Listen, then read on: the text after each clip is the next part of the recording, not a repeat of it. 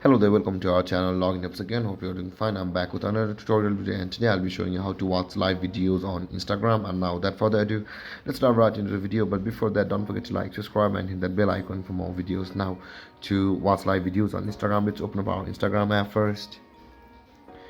After opening the Instagram app, you will be also seeing the same interface, whereas you can see the swap icon or the bag icon on the bottom right corner of your screen, just beside your profile picture icon. Tap on that icon, and after that we are on the sub, but you can see the videos option available over here just beside the editor's pick. Tap on videos, and you can see the live now videos over here.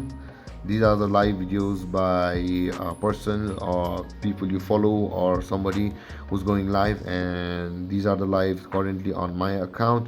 And there guys, this is how you see or watch your live videos on your Instagram app. And if you have any confusions or questions regarding the topic, don't hesitate to comment in the comment section below, and don't forget to like, subscribe, and hit that bell icon for more videos. Thank you for watching guys. Peace.